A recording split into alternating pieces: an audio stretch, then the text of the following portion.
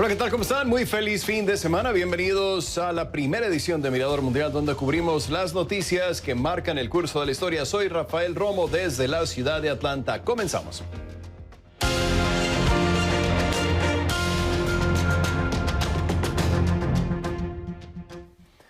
¿Llegará Donald Trump al final de su mandato como presidente de Estados Unidos o renunciará o será destituido antes del 20 de enero? Es la pregunta que se hacen muchos este fin de semana, mientras demócratas en la Cámara de Representantes preparan un posible proceso para someterlo a juicio político por su responsabilidad en el asalto al Capitolio del miércoles. Tendremos una amplia cobertura de esta noticia en unos momentos, pero antes.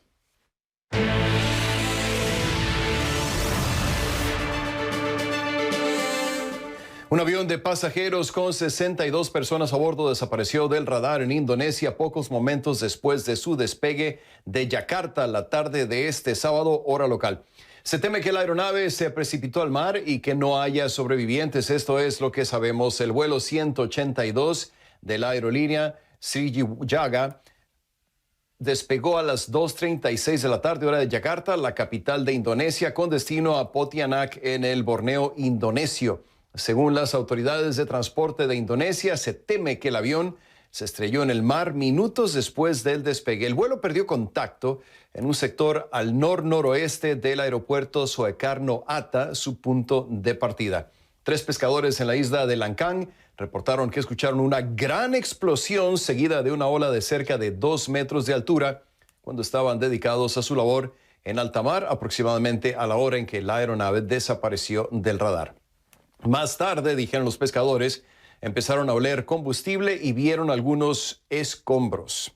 Un general de la Agencia de Búsqueda y Rescate de Indonesia le dijo a reporteros que habían encontrado restos que podrían ser del avión, pero que todavía no lo han confirmado. Un equipo de búsqueda recogió los escombros y los llevó a un centro de coordinación. Según el general, la profundidad del agua en el sector de búsqueda es de entre 20 y 23 metros. También dijo que la búsqueda iba a continuar de forma ininterrumpida por 24 horas y el domingo se iban a enviar helicópteros para participar en el operativo desde el aire. En el avión viajaban 50 pasajeros y 12 miembros de la tripulación para un total de 62 personas. Entre los pasajeros había 40 adultos, 7 niños y 3 bebés. De los 12 tripulantes, la mitad trabajaba activamente en el vuelo y los otros 6 iban en tránsito. Recordemos que por la diferencia de horario ya pasan de las 6 de la mañana del domingo en Indonesia. Vamos a Jerusalén, desde donde nuestro corresponsal internacional José Levi ha estado monitoreando la búsqueda del avión. José, ¿cómo estás? Adelante. Hola, Rafael. Un siniestro que despierta enormes interrogantes sobre la seguridad aérea en Indonesia.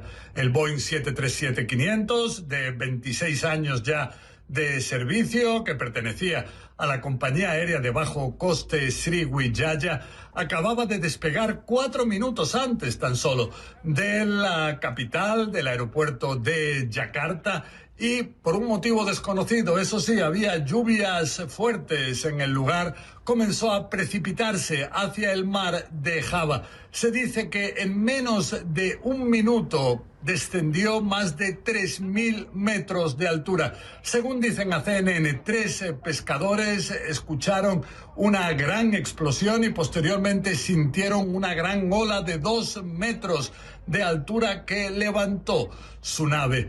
Ahora vemos que unos 5 barcos de guerra del ejército indonesio se encuentran en el lugar intentando encontrar sobrevivientes, también escombros. En cualquier caso, en el aparato, dicen las autoridades, viajaban en total 62 personas, entre ellas 50 pasajeros, entre los cuales había 7 niños y bebés. Un verdadero drama. Y todo esto despierta serios interrogantes en Indonesia, ya que en los últimos años ha habido grandes accidentes aéreos con cientos de muertes, y todo esto ha llevado inclusive a que durante más de una década los vuelos de más de medio centenar de compañías aéreas indonesias estuvieran prohibidos en la Unión Europea. Lo que sí es que se trata de un país donde las comunicaciones aéreas son fundamentales. Se habla de un archipiélago de islas que conforman lo que es Indonesia, de más de 13.000 islas. A veces están separadas más de 4.000 kilómetros unas de las otras. Entonces las comunicaciones aéreas son fundamentales. Rafael. Importante perspectiva. Gracias, José Levi, reportando desde Jerusalén. Seguiremos monitoreando esta noticia en desarrollo en las próximas horas y tendremos una actualización en la segunda edición de Mirador Mundial a las 10 de la noche, hora de Miami.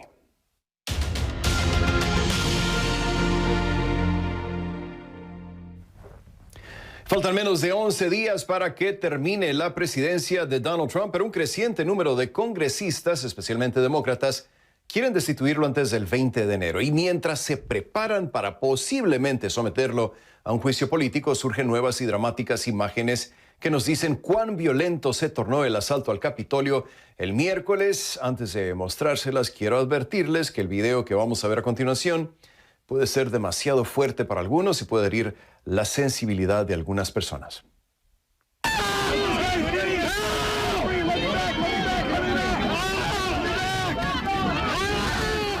Es un oficial de la policía en el Capitolio en Washington, la capital de Estados Unidos, gritaba de dolor tras haber quedado prensado entre una puerta de acceso al edificio y la turba de agitadores pro-Trump que empujaban sin medir las consecuencias para meterse a la fuerza al recinto legislativo. Y esa no es la única imagen perturbadora.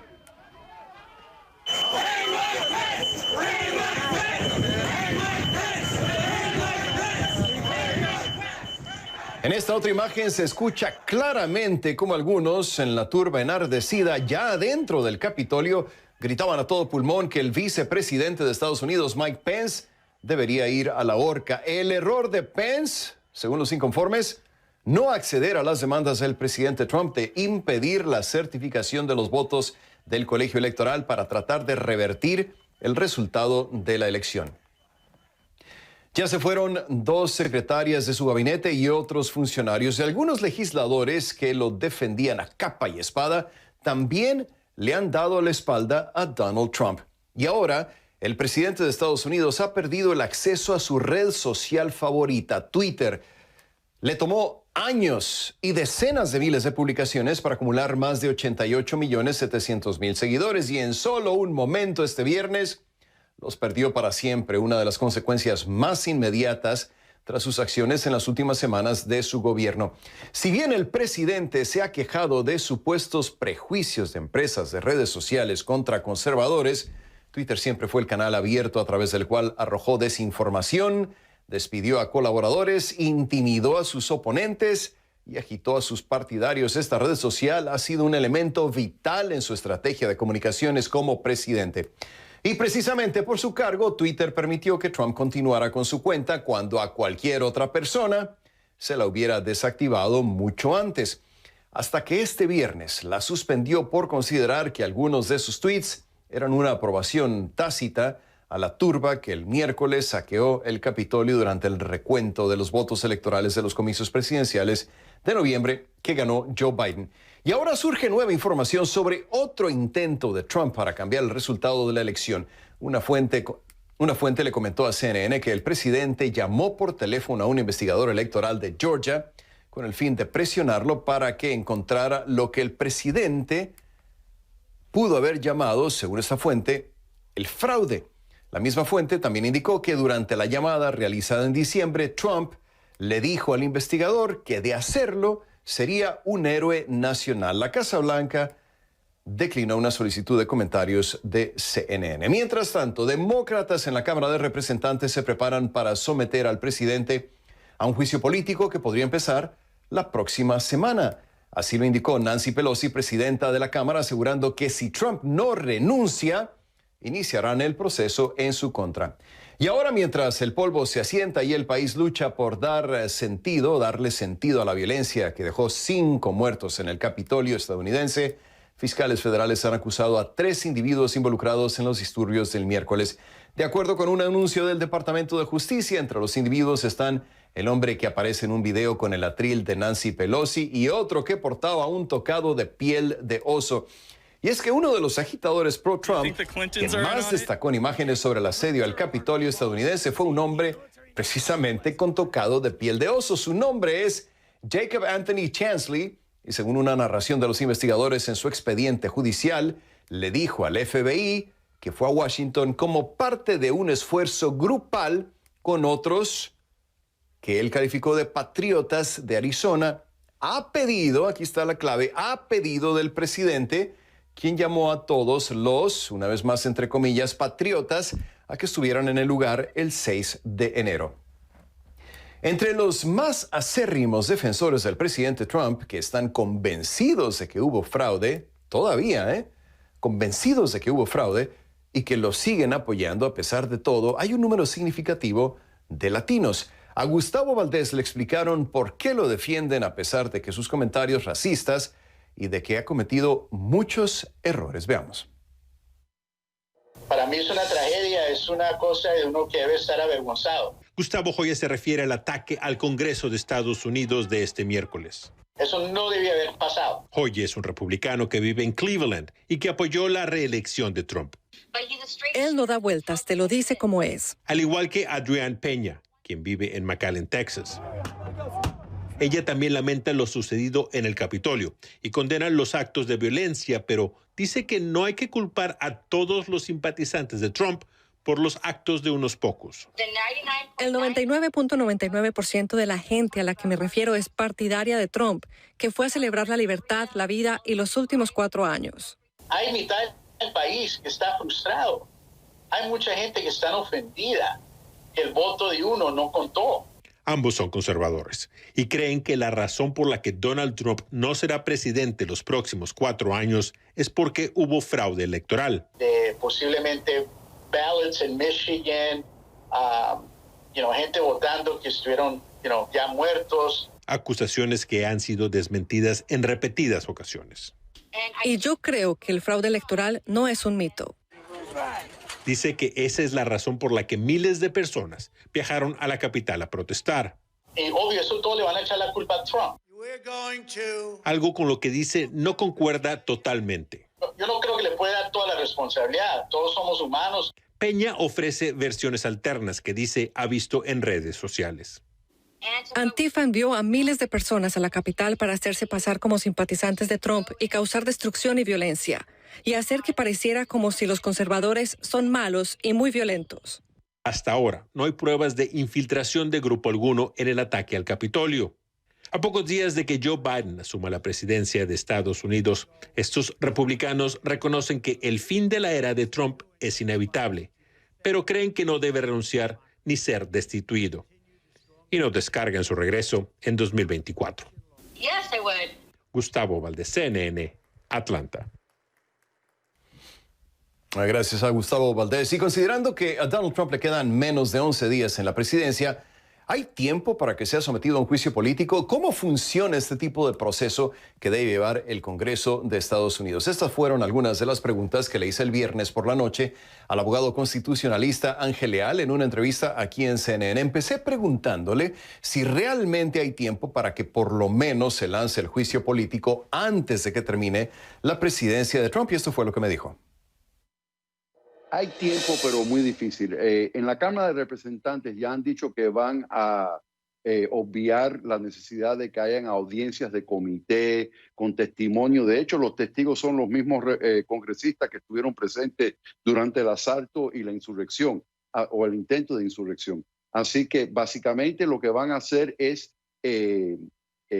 presentar los artículos de juicio político con las acusaciones de abuso de poder y negligencia y desobediencia a la Constitución de los Estados Unidos de América. Lo van a llevar a un voto del Pleno de la Cámara de Representantes. Esa parte va a ser relativamente rápida. Lo que va a pasar entonces es que ya después de que la Cámara de Representantes vote a favor de los artículos de juicio político en contra del presidente, lo van a transmitir al Senado. Ahí es donde pudiera demorar más tiempo, porque recordemos que eso sí es un juicio, requiere un voto de 2/3 partes del Senado para que sea convicto y tiene que ser presidido por el juez principal de la Corte Suprema, John Roberts. Bueno, también tratamos de obtener la perspectiva republicana, pero entre las grandes figuras hispanas del partido, como los senadores Marco Rubio de Florida y Ted Cruz de Texas, reinó el silencio. Sin embargo, el estratega republicano Alfonso Aguilar sí aceptó una entrevista. A él le pregunté si Trump debería de ser destituido inmediatamente, dado lo que pasó en el Capitolio el miércoles, y esta fue su respuesta. Muchos están decepcionados, muchos que apoyamos al presidente Trump estamos decepcionados con su conducta. Sí, creemos que creó este ambiente que llevó al asalto al Congreso, algo trágico y bochornoso. Pero hay que reconocer que aún así 75 millones de personas votaron por el presidente. Yo creo que proceder a un proceso de impeachment sería muy peligroso. Quedan 12 días, no entiendo cuál es el interés en crear esta confrontación. Pues esa es la pregunta, Alfonso, precisamente. La pregunta es que quedan 12 días, o sea, ese es el punto precisamente. ¿Quién sabe qué pueda o qué quiere hacer el presidente en esos 12 días? Esa es la preocupación. Esta es la realidad. El presidente Trump ha estado 4 años en el poder. Yo creo que el presidente ha sido un buen presidente. Pero en solo un día, hace 2 días, echó todo su legado a perder, sencillamente porque no quiso aceptar los resultados del colegio electoral. Bien, gracias a Alfonso Aguilar. ¿Debe Trump ser destituido antes de que termine su presidencia? Este es el primer tema del programa. Envíenme sus comentarios y opiniones a mi cuenta en Twitter. Usted ya la conoce, @RafaelRomoCNN con la etiqueta #Mirador Trump. Y al volver a Mirador Mundial, la pandemia de coronavirus se convierte en la primera causa de muerte en el condado de Los Ángeles, superando a la combinación de todas las demás. Y como siempre, espero sus comentarios y opiniones en mi cuenta en Twitter. Esta sigue activada, @RafaelRomoCNN. Regresamos enseguida con más aquí en Mirador Mundial.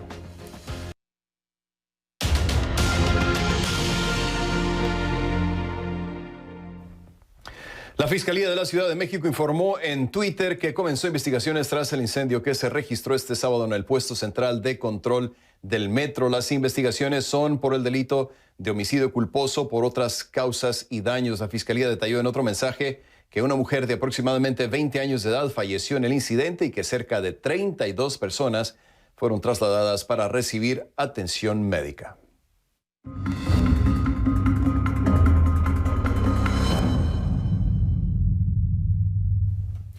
México rebasó este viernes el 1,5 millones de contagios por COVID-19 al sumar más de 14,300 nuevos casos, la cifra más alta de infecciones en un día desde que inició la pandemia hace 10 meses, confirmaron las autoridades sanitarias del país. Es un momento crítico por la pandemia de coronavirus en México, donde los hospitales han sido sobrepasados al punto de que, según informes, hay pacientes en los pasillos. México registra hasta ahora más de 130,000 muertes relacionadas con el virus, de acuerdo con las cifras más recientes de la Universidad Johns Hopkins. Nos conectamos con Belén Zapata, quien nos acompaña en vivo desde Guadalajara, en el estado de Jalisco. Belén, ¿qué tal? ¿Cómo estás? ¿Cuán grave es la situación en el país? Adelante.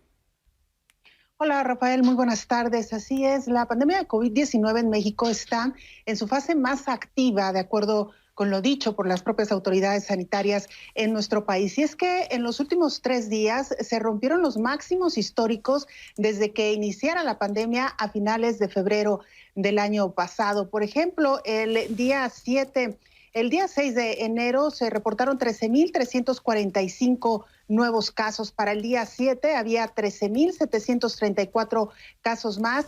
Y la cifra máxima hasta ahora reportada ocurrió el pasado 8 de enero con 14,362 nuevos casos. Las autoridades sanitarias reportaron además, como bien has informado, 132,069 defunciones, mientras que la ocupación hospitalaria en todo el país alcanzó el 70% en al menos 5 estados. De estas 5 entidades, el caso más crítico, podríamos decirlo, se localiza en el Valle de México, la Ciudad de México, el Estado de México, conformada por su área metropolitana, donde la ocupación hospitalaria ha rozado incluso el 90%, Rafael, lo cual sin duda alguna es un dato preocupante. Debido a esta situación, la jefa de la Ciudad de México, Claudia Sheinbaum, la jefa de gobierno, ha dicho que por una semana más será necesario dejar en botón rojo a esta entidad. Esto significa la alerta máxima en la que se determina también qué actividades se pueden llevar a cabo y cuáles no. Las actividades esenciales que prácticamente se reducen a supermercados y tiendas de conveniencia. Dentro de las actividades no esenciales se ha considerado a los restaurantes. En medio de esta situación, la CANIRAC, que es la cámara que agremia a los restauranteros en el área metropolitana de la Ciudad de México, han emitido una carta abierta, Rafael, a través de su cuenta oficial de Twitter, donde dicen que algunos de estos restaurantes, con o sin la anuencia de la autoridad, reabrirán. De lo contrario, continuarán perdiendo empleos y cerrando unidades. Ellos dicen que hasta el momento más de 13,000 restaurantes han tenido que cerrar sus puertas debido a esta pandemia, lo que ha significado la pérdida de 50,000 empleos. En un eslogan que ellos han escrito en sus redes oficiales, o abrimos o morimos, señalan pues que a partir de la próxima semana varios de estos restaurantes reabrirán. La reacción por parte de las autoridades de esta entidad ha sido: no se puede permitir todavía la reapertura debido a que no son considerados las actividades esenciales. Habrá que esperar a lo que suceda en los próximos días, Rafael. Sí, un balance muy difícil entre la economía y la salud. Ahora, antes de despedirte, Belén, quiero preguntarte si se ha observado en México también el fenómeno que se ve aquí en Estados Unidos y en otros países. La gente se empieza a cansar de las restricciones, sobre todo en los días festivos. Se vio mucho que la gente bajó la guardia, deja de usar su mascarilla, deja atrás el distanciamiento social, y debido a eso se ha registrado un repunte de los casos, especialmente en lugares como California. ¿Está pasando en México también? ¿Esa es la razón de que los hospitales estén saturados, Belén?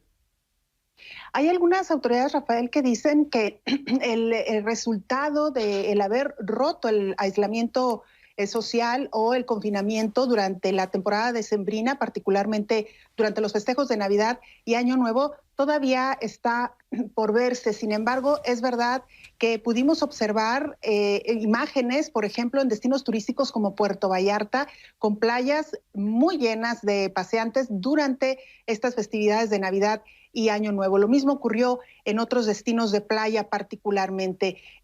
Los casos o el incremento en el número de casos se ha registrado desde principios del mes de diciembre, y hay que decirlo, Rafael, se ha mostrado, digamos, de manera distinta en algunas entidades. Hasta ahora, alrededor de 5 estados son los que están reportando niveles muy altos de ocupación hospitalaria, y esto sin duda alguna, pues con la preocupación que esto implicaría el no poder ofrecer el servicio o la atención a quienes así lo requieran. Sí, muy grave la situación, sin duda alguna. Entendible que la gente quiera reunirse, pero bueno, todavía estamos en plena pandemia. Belén Zapata reportando en vivo desde Guadalajara. Gracias, Belén, y hasta la próxima. Y bueno, la propagación del coronavirus en México es el segundo tema del programa. ¿Por qué fueron insuficientes los esfuerzos del gobierno para contener la enfermedad? Envíenme sus comentarios y opiniones a mi cuenta en Twitter, @RafaelRomosCNN, con la etiqueta numeral Mirador México. Y tras el descubrimiento de nuevas variantes de COVID-19 en Estados Unidos, los Centros para la Prevención y el Control de Enfermedades, los CDC por sus siglas en inglés, trabajan para confirmar la efectividad de desinfectantes contra estas nuevas cepas del virus, como las que se encontraron en Reino Unido y Sudáfrica. El presidente electo Joe Biden dijo que liberará todas las dosis disponibles de la vacuna contra el COVID-19 cuando asume el cargo. En respuesta a este objetivo, un vocero de Pfizer dijo que la farmacéutica está lista para sacar millones de dosis cada día. Este viernes fue un día negro para el condado de Los Ángeles. Se reportaron 318 muertes a causa del COVID-19, el mayor número de fallecimientos registrados en un solo día desde el inicio de la pandemia. Para poner la cifra en perspectiva, escúchelo usted, basta decir que el número promedio de muertes por día en el condado es de 170. Y este número incluye a todas las personas que mueren por causas como cáncer, accidentes automovilísticos, ataques al corazón, homicidios y suicidios. La magnitud de la tragedia relacionada a estas muertes es inconmensurable, especialmente porque muchos de estos fallecimientos eran prevenibles, declaró el doctor Paul Simon, comisionado científico principal en el condado de Los Ángeles. Además, la tasa de positividad se ha incrementado al 22%, lo que significa que 1 de cada 5 personas que se someten a la prueba de coronavirus resultan infectadas, resultan positivas, en otras palabras. Y bueno, el contundente impacto del coronavirus en el condado de Los Ángeles es el tercer tema del programa. ¿Cómo se explica que se haya propagado la enfermedad a niveles tan alarmantes en Los Ángeles? Escríbanme a mi cuenta en Twitter, @RafaelRomoCNN, con la etiqueta numeral Mirador Los Ángeles. Y una vez más, quiero invitarlos a que participen en el programa con los siguientes temas de conversación en redes sociales. Numeral Mirador Trump por la crisis política en Estados Unidos, Mirador México, la propagación de COVID-19 y también Mirador Los Ángeles por la misma razón, pero en el condado de Los Ángeles. Regresamos con más aquí en Mirador Mundial. El Papa Francisco dijo que el Vaticano comenzará a aplicar las vacunas de COVID-19 la próxima semana y que él también está listo para vacunarse. En una entrevista con el canal italiano Canale 5, que saldrá al aire este domingo, el Papa dijo, citado por un presentador de noticias del canal, que es un deber ético aplicarse la vacuna. También condenó los eventos violentos en el Capitolio estadounidense el miércoles. Volvemos.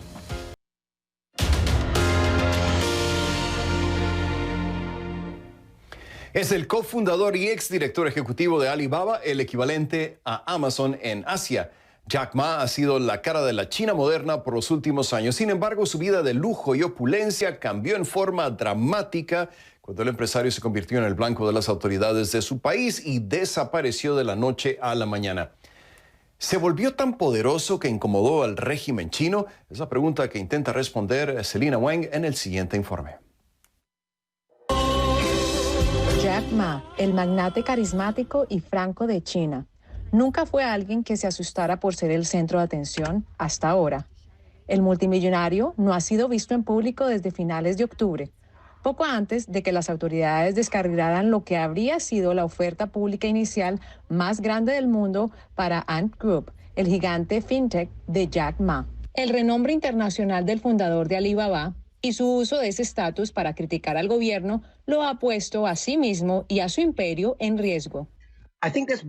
Creo que hay un mensaje general que el partido está enviando de verdad, y es que los emprendedores tecnológicos pueden ser la cara más glamorosa y públicamente favorable que China muestra al mundo, pero no hay un solo individuo, ninguna empresa más grande que el Partido Comunista Chino. Después de reclamar en público a los reguladores de China por sofocar la innovación y a los bancos estatales de China por su mentalidad de casa de empeño, las autoridades retiraron la oferta pública inicial de su empresa. Una semana después, los funcionarios publicaron un borrador de reglas antimonopolio para frenar el dominio de las empresas tecnológicas de China. Luego, los reguladores iniciaron una investigación sobre el gigante del comercio electrónico Alibaba por presunto comportamiento monopolístico. Las empresas de Ma son indispensables para casi todos los aspectos de la vida diaria de las personas en China, desde comprar en línea hasta obtener préstamos, invertir en mercados monetarios y mucho, mucho más.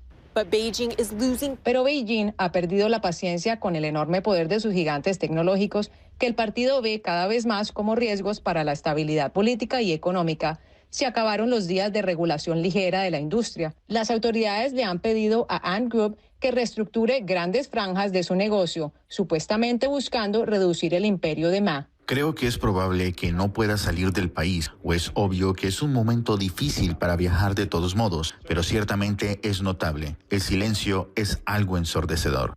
La ausencia de Ma se produce cuando Xi Jinping controla más partes de la sociedad, desde la tecnología hasta la libertad de expresión. Los expertos dicen que eso hace que sea poco probable que volvamos a ver a un ícono franco como Jack Ma en China.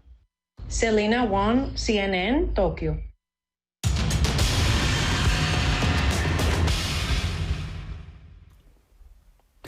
En Nicaragua, veterinarios del Zoológico Nacional cuidan con especial esmero a la que dicen es la primera bebé tigresa blanca nacida en cautiverio en Centroamérica. Su madre fue sometida a rigurosos tratamientos para poder concebir a su cría y actualmente no puede alimentarla. Como nos cuenta Mario Medrano, los primeros meses son clave para que la pequeña cría de esta especie en peligro de extinción pueda sobrevivir y convertirse en una de las principales atracciones del lugar. Veamos.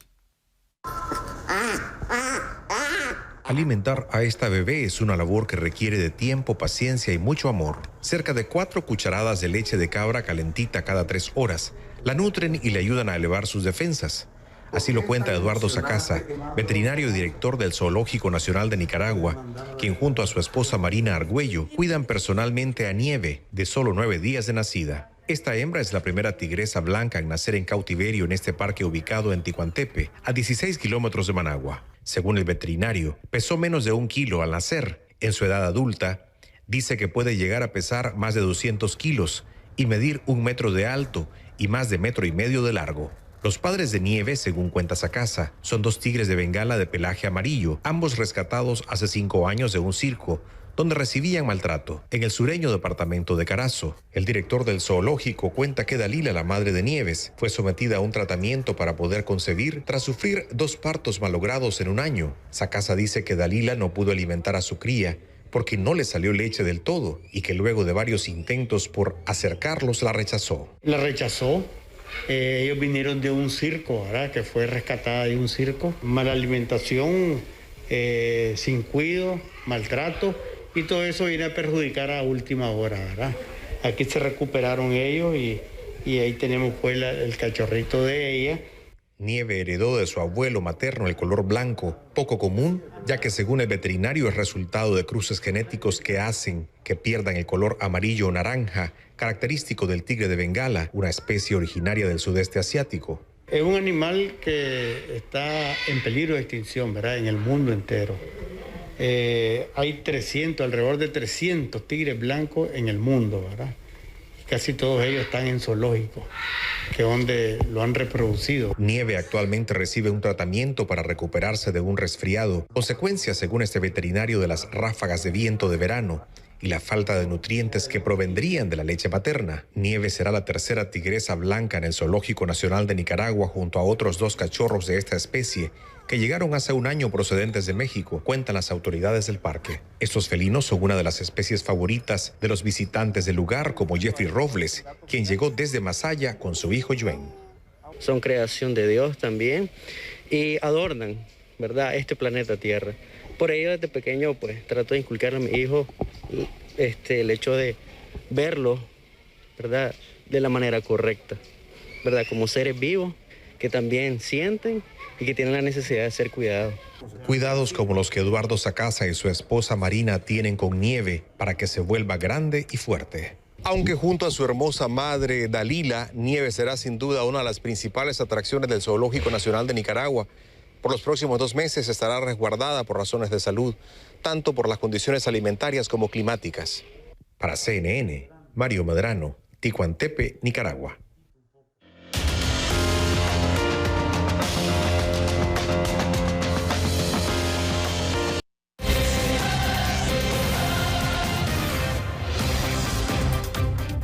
Hora de sumergirnos en el siempre apasionante mundo del deporte. Vamos a Miami, donde se encuentra Raúl Sáenz, quien nos tiene más detalles de la información deportiva. Raúl, ¿cómo estás? Adelante. Salud, Rafael. Bienvenidos a la información deportiva en Mirador Mundial. El Barcelona visitó al Granada por la Liga de España y los focos estaban sobre Lionel Messi, quien venía mostrando síntomas de gran fútbol.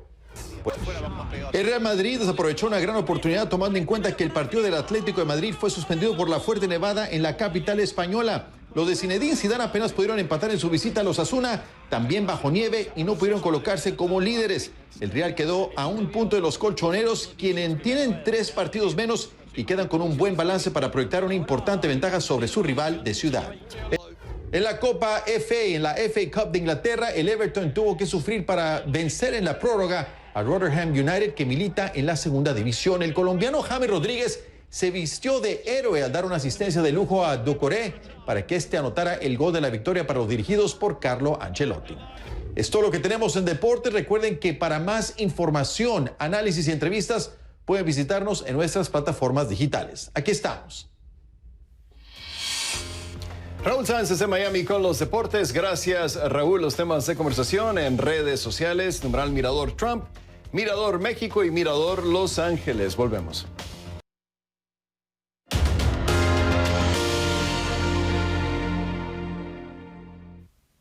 Es un corte de pelo en el que son las estilistas y no usted quienes tienen la última palabra. ¿Será por eso que les dicen las peluqueras asesinas? Fernando Ramos las fue a conocer en Bogotá. Mi nombre es Alexandra Londoño y hago parte de las peluqueras asesinas. Así como lo oyen, en el centro de Bogotá, en medio de una calle de talleres de jóvenes artistas, hay una peluquería bastante inusual que podría cambiar su concepto de un corte de cabello. Como somos artistas, entonces trabajamos el cabello como si fuera un lienzo. Un lienzo en el que las artistas de las tijeras pueden hacer lo que quieran. Al fin y al cabo, dicen, es arte, es libertad. Y así lo hacen en las cabezas de sus clientes. Muchas de las veces lo que se nos da la gana en la cabeza de ellos, entonces como que nos dan la posibilidad también de creación y eso es brutal. El resultado, pues totalmente impredecible. Uy, no, he hecho muchas cosas muy locas. Nada, pues desde rapados, colores súper fritos, colores con contraste, figuras. Ah, pero hay más. A veces la gente se pregunta por qué nosotras no tenemos espejos y es porque queremos tener un contacto directo con nuestro cliente, poder generar como esa confianza entre ellos y nosotros. Ellas no se consideran solo peluqueras, se definen a sí mismas como artistas transgresoras. La gente cuando llega pues por primera vez y nos preguntan como el nombre y que conocen lo que es peluqueras asesinas, crea como un shock también como de, uy, ¿qué me van a hacer? O esta peluquería, ¿qué? O el chiste de siempre es que me van a cortar el cuello o algo así. Y es como que les explicamos de que las peluqueras asesinas asesinan es el concepto de peluquería clásica. Y de hecho es un concepto que, según su creadora, busca hacer rodar cabezas de manera diferente por la ciudad, para que cada ser humano que pase por allí se sienta diferente de los demás. Estamos activas desde el año 2008, luego que llegué de Londres con la idea de fundar un espacio cultural en Bogotá donde se desarrollaran las artes y al mismo tiempo un concepto de peluquería experimental y artística.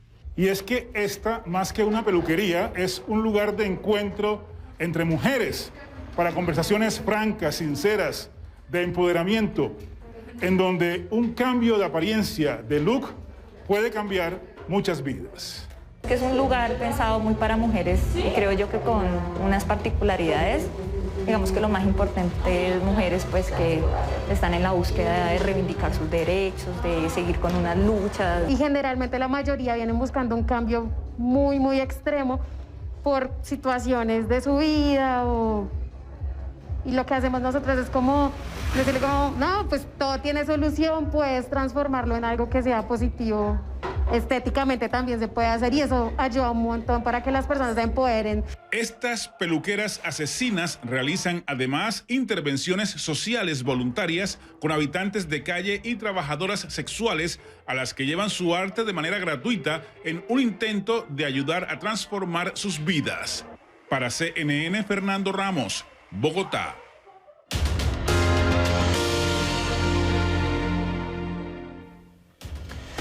Es un mal precedente con lo ocurrido en Estados Unidos. Jamás visto que un presidente incite a la violencia al no aceptar unas elecciones presidenciales. La justicia debe tomar medidas para salvar la democracia, me dice Mauricio. En el otro tema, en el de México, me dice Martín, en México falló la estrategia porque tenemos un gobierno que no se lo toma en serio. Hizo un trabajo más político que de salud del asunto y como sociedad también fallamos. Lo reconoce, claro que sí. Saludos desde Guanajuato y saludos a todos ustedes. Gracias por su compañía. Nos vemos la próxima.